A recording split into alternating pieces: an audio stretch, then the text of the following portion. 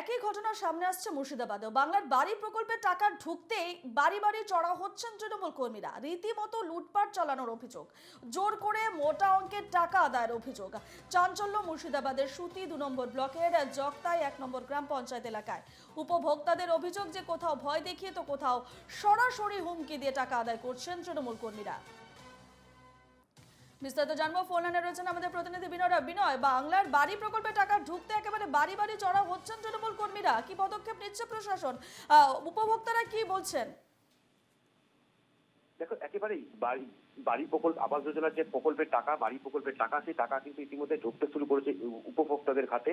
এবং সেই তারপর থেকে যেটা দেখা যাচ্ছে, রীতিমতো মুর্শিদাবাদের বিভিন্ন এলাকায় সেখানে কিন্তু রীতিমতো তৃণমূল নেতা কর্মীরা গিয়ে লুটপাট চালাচ্ছে এই উপভোক্তাদের বাড়ি বাড়ি গিয়ে।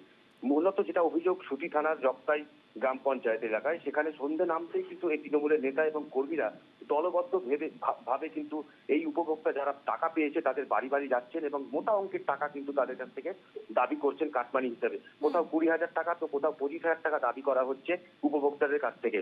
এবং সেই জায়গা থেকে সরাসরি যদি টাকা দিতে অস্বীকার করা হচ্ছে, তাহলে বলা হচ্ছে যে দ্বিতীয় কিস্তির যে টাকা, সেই টাকা কিন্তু তারা পাবেন না। পাশাপাশি এই টাকা কিন্তু তাদেরকে দিতেই হবে।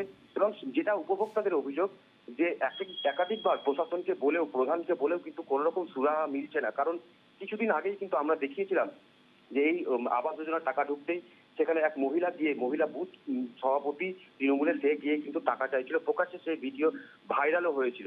এবং তারপরেও কিন্তু সেই মহিলার বিরুদ্ধে কিন্তু কোন রকম ব্যবস্থা গ্রহণ করা হয়নি। শাসক দলের নেতৃত্ব, বিধায়ক থেকে শুরু করে ওই মহিলার বিরুদ্ধে অনেক ব্যবস্থা গ্রহণ করার কথা বললেও কিন্তু কোন রকম ব্যবস্থা ওই মহিলার বিরুদ্ধে গ্রহণ করা হয়নি। ফলত এই ধরনের কাজ যারা করছে তাদের কিন্তু সাহস দিনের পর দিন বেড়ে যাচ্ছে।